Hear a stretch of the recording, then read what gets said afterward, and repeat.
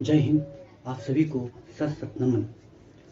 पर्यावरण कन्वेंशन की श्रृंखला में हम लोग देखते हैं अगला कन्वेंशन। क्या अगला कन्वेंशन देखते हैं। उस कन्वेंशन का नाम है वियना कन्वेंशन।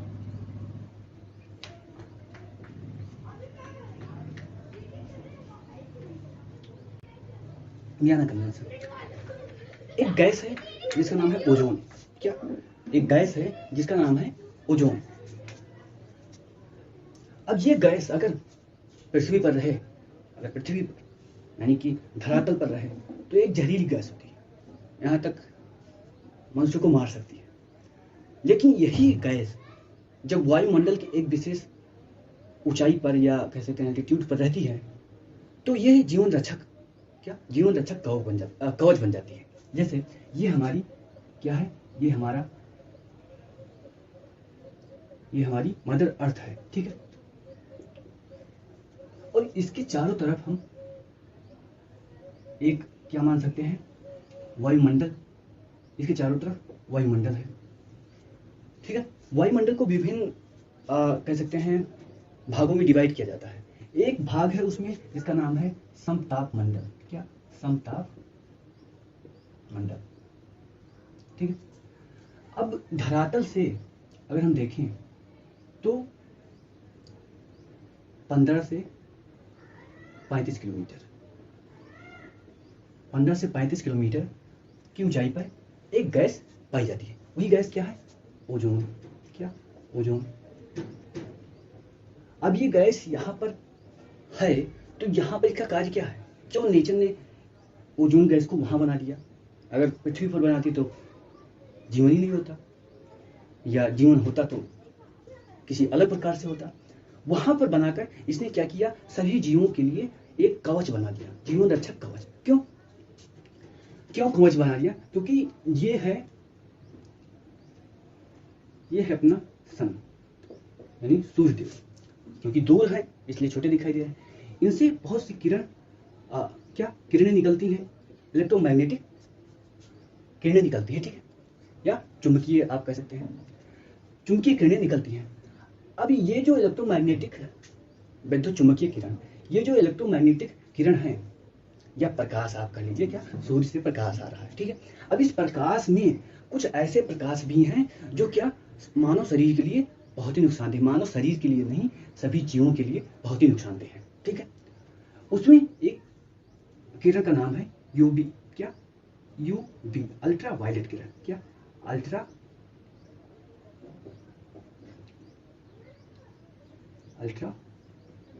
वायलेट प्रकाश आप कह लीजिए। अब अल्ट्रा वायलेट जो प्रकाश है वो बहुत ही नुकसानदेह है मनुष्य के लिए। क्यों नुकसानदेह? क्या क्या कर सकता है ये? कैंसर कर सकता है, आप क्या स्किन कैंसर पैदा कर सकता है। प्रतिरोधक क्षमता, क्या प्रतिरोधक क्षमता,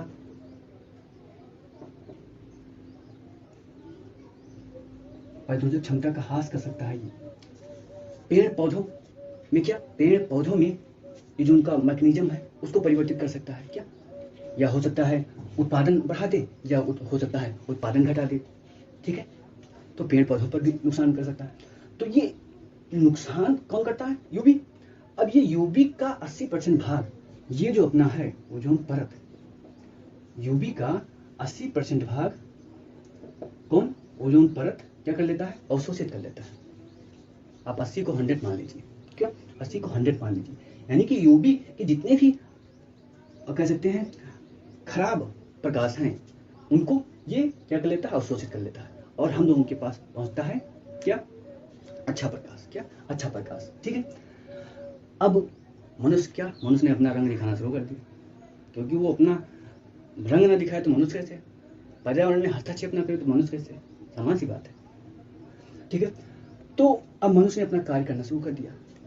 अब मनुष्य क्या है? मनुष्य वर्तमान समय में इतना उपभोक्तावादी बन चुका है कि उसे अपने शरीर के सुख के अलावा दूसरे को दिखता नहीं कुछ, कि दूसरा व्यक्ति सुख में है या नहीं उससे कोई लेना देना नहीं है। और सोशल मीडिया ने तो इसको और बढ़ा दिया है। सोशल मीडिया ने अब अगर आप व्हाट्सएप पर हैं तो आपको सुबह शाम नमस्कार सामने मिल जाएंगे तो कुछ नहीं। पता नहीं कैसे संबंध है ये।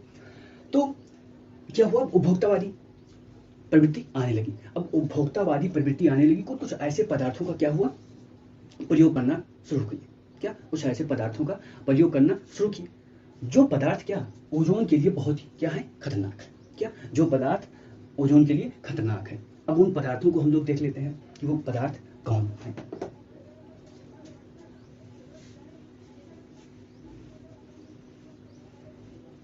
वे कौन कौन पदार्थ हैं जो क्या ओजोन के लिए बहुत ज्यादा खतरनाक है। जैसे एक पदार्थ है CFC। क्या, CFC, इसको बोलते हैं क्लोरोफ्लोरोकार्बन। क्या, क्लोरोफ्लोरोकार्बन, तो इसको आप लिख लेंगे क्लोरोफ्लोरोकार्बन, लिख देता हूं क्लोरोफ्लोरोकार्बन।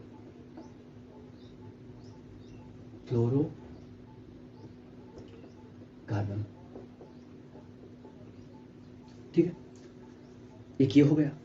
और अगला HCFC। क्या, HCFC, ठीक है, ये भी एक प्रकार का क्लोरोफ्लोरोकार्बन है।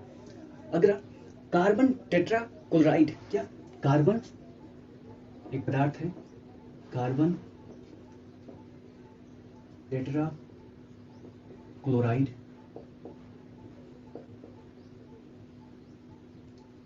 क्लोराइड, ये भी एक कह सकते हैं, जिसको मनुष्य ने बनाया है। ये सब जो भी आप देख रहे हैं पदार्थ या तत्व जो भी, ये किसने बनाया है, मनुष्य ने बनाया है। नाइट्रोजन ऑक्साइड नेचर में बनता है लेकिन इतना नहीं बनता जितना मनुष्य ने बना दिया। नाइट्रोजन ऑक्साइड, नाइट्रोजन ऑक्साइड, ये हो गया। और मेथाइल ब्रोमाइड। क्या, मेथाइल ब्रोमाइड, ये भी एक प्रमुख कह सकते हैं पदार्थ है जिसको हम प्रयोग करते हैं और वो नुकसान करता है किसको, पर्यावरण को। मेथाइल, अगला है मेथाइल क्लोरोफॉर्म, ठीक है, ये भी एक प्रकार का पदार्थ है। ये क्यों मैं लिखा रहा हूँ, क्योंकि एग्जाम में ये स्पेशली प्री एग्जाम में पूछा जाता है। क्या, प्री एग्जाम में ये स्पेशली पूछा जाता है। ठीक है,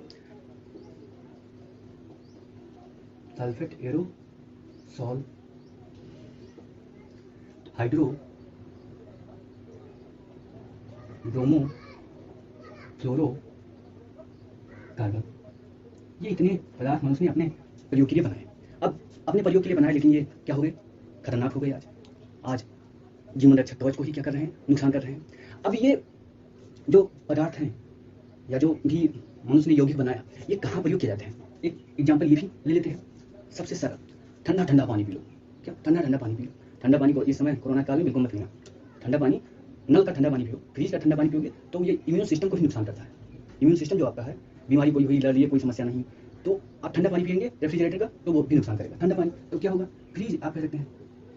क्या, फ्रीज रेफ्रिजरेटर में प्रयोग किया जाता है। क्या, CFC जो है रेफ्रिजरेटर में प्रयोग किया जाता है। एसी में रहने वाले की कोरोना काल में बड़ी दुर्दशा है, इतना कमजोर हो गया ना कि कोरोना आता ऐसे हमारा तुरंत, मतलब कोरोना उनके अगर हो गया तो बचाना तो मुश्किल है।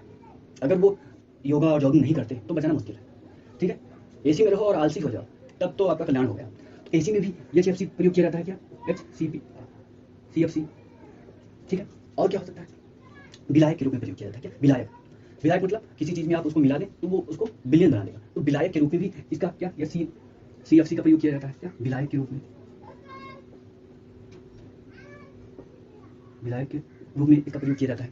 और क्या, कहीं कहीं पर मेथिल ब्रोमाइड का प्रयोग क्या किया जाता है, पौधों जैसे किसान खेत में क्या मेथिल ब्रोमाइड को जला देंगे और धुआं हो जाएगा। क्या, मेथिल ब्रोमाइड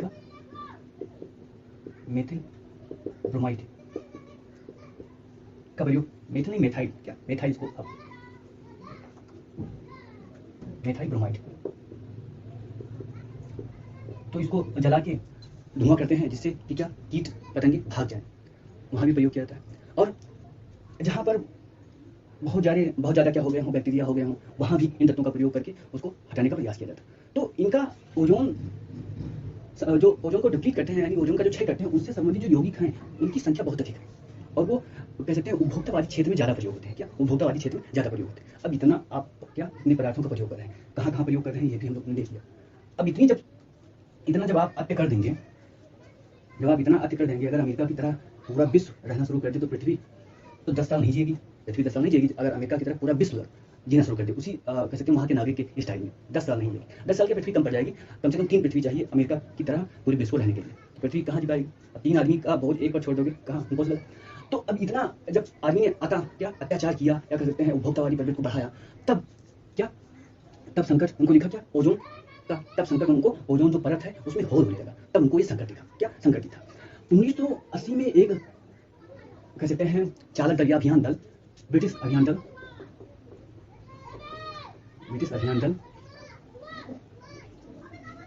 अंटार्कटिका में जाता है। क्या अंटार्कटिका में सर्वेक्षण के लिए जाता है। अब और इस अभियान दल का जो कह सकते हैं नेतृत्व वो करते हैं जोसेफ फॉरमैन। क्या जोसेफ फॉरमैन करते हैं। और इन्होंने अपने अध्ययन में बताया 1980 में कि वहां पर कम से कम 40% क्या ओजोन समाप्त हो चुकी है। 40% ओजोन समाप्त हो चुकी है। इससे पहले भी अध्ययन हुए थे और लोगों ने अध्ययन किया उसका कि हाँ कह सकते हैं 1970 के दशक में लोगों ने अध्ययन किया और स्पष्ट किया। लेकिन जोसेफ फॉरमैन ने क्या वैज्ञानिक स्तर पर प्रथम रूप में क्या इसको स्थापित किया। अब पूरी दुनिया में हाहाकार की ओजोन खत्म, तो गोरे जो चिट्टे वाले हैं उनका तो महाकाल है। गोरे चिट्टे वालों को ओजोन खत्म तो वो भी उनको मान लो वो भी खत्म, तो काला रहने में बड़ा अच्छा है। तो अब क्या हुआ, अब ये सम्मेलन हुआ। क्या विश्व स्तर पर इस सम्मेलन को लाया गया। क्या विश्व स्तर पर ये सम्मेलन लाया गया। कब ये सम्मेलन लाया गया। ये सम्मेलन हुआ 1985 में। क्या 1985 में ये सम्मेलन हुआ और 28 देश उस समय इकट्ठा हुए थे। क्या 28 देश उस समय इकट्ठा हुए थे। ठीक है। और 1988 में इस कन्वेंशन को क्या कर दिया गया, लागू भी किया गया। इस कन्वेंशन को लागू भी कर दिया गया। लेकिन ये कन्वेंशन जो था बाध्यकारी नहीं था। क्या बाध्यकारी नहीं था, यानी अनिवार्य नहीं था कि आप ये काम करें ही। अगर आज आप वर्तमान समय में देखें तो इसमें इस कन्वेंशन में 191 देश हो गए हैं, यानी लगभग विश्व के हर देशों ने इसको मान लिया है। क्या हर देशों ने इसको मान लिया है। और भारत 1991 में इसका सदस्य बनता है। क्या 1991 में सदस्य बनता है। इस कन्वेंशन का 1991 में भारत सदस्य बनता है। ठीक। और इस कन्वेंशन का हर तीसरे वर्ष क्या होता है, तीसरे वर्ष क्या होता है, सम्मेलन होता है, यानी कि कोप होता है। ठीक है, हर तीसरे वर्ष इसका कोप होता है। अभी कोप 12 जो है क्या 2020 में क्या हुआ है, कोप 12 ताशकंद में हुआ है। क्या ताशकंद में हुआ है। और इसी कन्वेंशन के अंतर्गत 2 फंड बनाए गए। क्या इस कन्वेंशन के अंतर्गत 2 फंड बनाए गए। एक फंड था कि 2 फंड बनाए गए किसको, इस कन्वेंशन को लागू करने के लिए। एक फंड था trust fund for Vienna convention. क्या trust fund for Vienna convention, Vienna convention, Vienna convention. और दूसरा था ट्रस्ट फंड फॉर रिसर्च। क्या रिसर्च। 2 फंड बनाए। और इसके बारे में एक जो जितना भी कन्वेंशन मैंने बताया उसमें अधिकांश का सचिवालय किस रूप में, यूनिट सचिवालय के रूप में काम करता है। ठीक है। एक पॉइंट इसमें और ध्यान रखना है, वियना कन्वेंशन जो था क्या था, ओजोन परत के संरक्षण में। क्या ओजोन परत के संरक्षण के लिए। ठीक है, क्योंकि मॉन्ट्रियल अभी पढ़ेंगे तो संरक्षण में। ठीक है। अब 2-4 मिनट का मॉन्ट्रियल है उसको भी देख लेते हैं।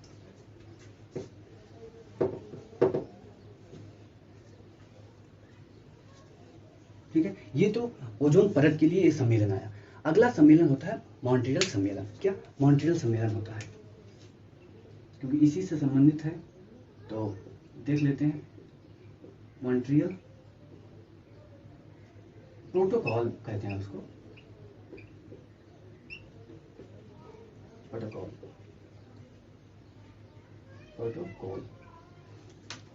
Montreal protocol. ये कब आता है? ये जो ओजोन परत ज्ञान कब किस लिए आया? ओजोन परत की संरचना के लिए। अब ये आया कि ओजोन जो पदार्थ हैं, क्या ओजोन डिप्लीटिंग, ओजोन क्षय पदार्थ, ओजोन क्षय करने वाले पदार्थ, ठीक है। अभी हम लोगों ने क्या कार्बन टेट्राक्लोराइड CFC को बात किया, उसको आप यहाँ पर जोड़ना है। वही क्या ओजोन क्षय करने वाले पदार्थ हैं। अब इन पदार्थों को क्या, इन पदार्थों को समाप्त करने के लिए, क्या ओजोन क्षय करने वाले पदार्थों को समाप्त करने के लिए ये कन्वेंशन, ये पदार्थ को समाप्त करने के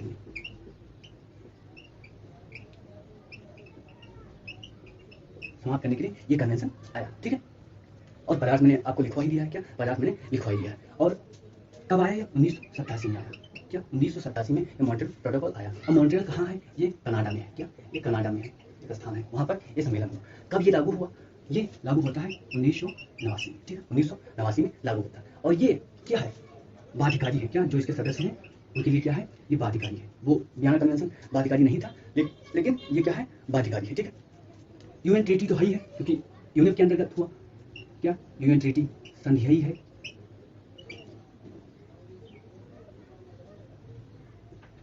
क्या यूनिट की संधि है, क्योंकि यूनिट के निर्देशन में हो रहा है। और यूनिट क्या करता है? इसका सचिवालय के रूप में, यूनिट सचिवालय के रूप में कार्य करता है। अब कुछ पॉइंट है उसको आप ध्यान में रखिए, जैसे ओजोन परत को नापने के लिए एक इकाई का प्रयोग किया जाता है, उसको बोलते हैं डाप्सन, क्या डाप्सन, क्या ओजोन डाप्सन। ओजोन परत को नापने के लिए किस यूनिट का प्रयोग किया जाता है? डाप्सन प्रयोग का क्या डाप्सन यूनिट का प्रयोग किया जाता है, ठीक। एक मल्टीलेटरल, ये जो मॉन्ट्रियल फंड है, इसके लिए एक मल्टीलेटरल फंड स्थापित किया गया। वहां भी हम लोगों ने फंड देखा था, मल्टीलेटरल